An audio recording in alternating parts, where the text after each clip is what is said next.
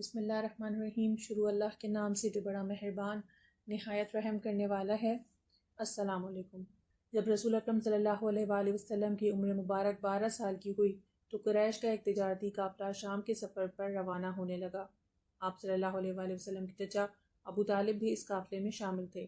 چونکہ سفر طویل اور مشکل تھا، اس لیے ابو طالب کا ارادہ تھا کہ آپ صلی اللہ علیہ وآلہ وسلم کو ساتھ نہ لے جائیں، مگر جب روانگی کا وقت آیا اور انہوں نے آپ صلی اللہ علیہ وآلہ وسلم کے چہرے مبارک پر اداسی اور خاموشی کے آثار دیکھے تو انہیں بھی اپنے ساتھ لے لیا۔ یہ قافلہ اپنے سفر پر روانہ ہوا۔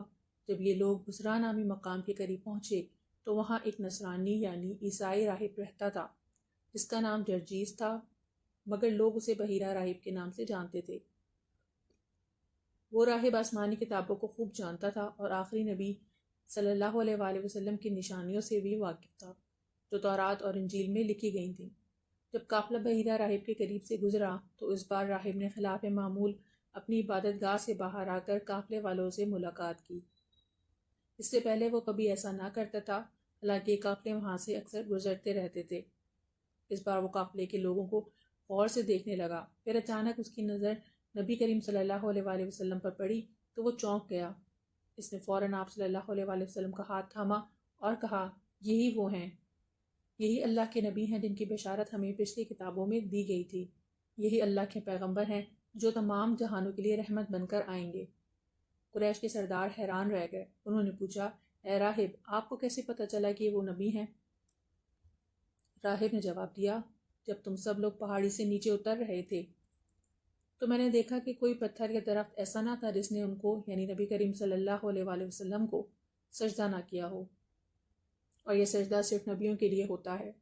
اس کے علاوہ میں نے ان کی پشت مبارک پر وہ مہر نبوت دیکھی ہے جو ہمیں کتابوں میں بتائی گئی تھی اور جو سیب کی مانند ہوتی ہے۔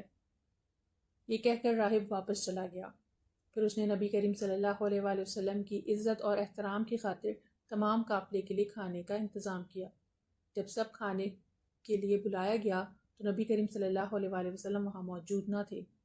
دریافت کیا گیا تو معلوم ہوا کہ آپ صلی اللہ علیہ وآلہ وسلم اونٹ چرانے کے لیے گئے ہیں۔ راہب نے آدمی بھیج کر آپ کو بلوایا۔ جب آپ تشریف لائے تو راہب نے دیکھا کہ ایک بادل آپ پر سایہ کیے ہوئے ہے، اور جب آپ قریش کے ساتھ جا کر بیٹھے تو وہ درخت جس کے نیچے کوئی جگہ خالی نہ تھی وہ خود جھک کر آپ صلی اللہ علیہ وآلہ وسلم پر سایہ کرنے لگا۔ راہب نے لوگوں سے کہا، دیکھو یہ درخت کس طرح ان کی طرف جھک گیا ہے۔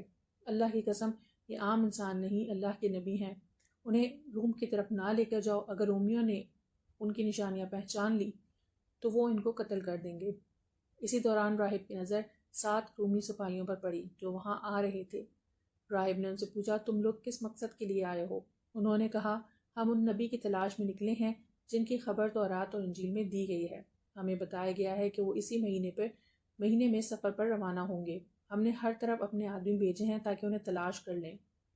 راہب نے ان سے کہا، اگر اللہ نے کسی کام کا ارادہ کر لیا ہو تو کیا کوئی اسے روک سکتا ہے؟ انہوں نے جواب دیا، نہیں۔ اس پر راہب نے ان سے وعدہ لیا کہ وہ نبی کریم صلی اللہ علیہ وآلہ وسلم کے پیچھے نہیں جائیں گے۔ وہ 7 رومی وہیں رک گئے اور واپس نہ گئے۔ پھر راہب نے قافلے والوں سے پوچھا، تم میں سے ان کے ولی یعنی نبی کریم صلی اللہ علیہ وآلہ وسلم کے نگہبان کون ہیں؟ لوگوں نے ابو طالب کی طرف اشارہ کیا۔ راہب نے ابو طالب سے کہا، آپ ان کو فوراً مکہ واپس بھیج دیں، میں نہیں چاہتا کہ ان کا کچھ نقصان ہو۔ چنانچہ ابو طالب نے نبی کریم صلی اللہ علیہ وآلہ وسلم کو حضرت ابو بکر صدیق رضی اللہ تعالیٰ عنہ اور حضرت بلال رضی اللہ تعالیٰ عنہ کے ہمراہ مکہ واپس بھیج دیا۔ راہب نے ساتھ میں زیتون کا تیل اور روٹی بھی دی۔ محدثین فرماتے ہیں کہ یہ روایت حسن یعنی قابل قبول ہے۔ امام حاکم کہتے ہیں کہ روایت بخاری اور مسلم کی شرط پر پوری اترتی ہے۔ امام بہقی کے ایک روایت میں ہے کہ بحیرہ راہب نے نبی کریم صلی اللہ علیہ وآلہ وسلم کی پشت مبارک پر مہر نبوت دیکھی اور وہی صفات پائیں جو ان کی کتابوں میں لکھی گئی تھیں۔ یہ قصہ سیرت نگاروں اور محدثین کے نزدیک مشہور اور مضبوط ہے، اور مختلف علماء نے اس کی سند کو درست قرار دیا ہے۔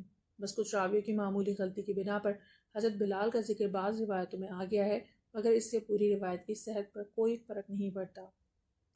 اگر ویڈیو پسند آئی ہو تو ہمارے چینل کو سبسکرائب کیجیے اور اس ویڈیو کو اپنے دوستوں کے ساتھ ضرور شیئر کیجیے۔ اگر ویڈیو پسند آئی ہو تو ہمارے چینل کو سبسکرائب کیجیے اور اگر ویڈیو پسند آئی ہو تو ہمارے چینل کو سبسکرائب کیجیے اور اس ویڈیو کو اپنے دوستوں کے ساتھ ضرور شیئر کیجیے۔ السلام علیکم۔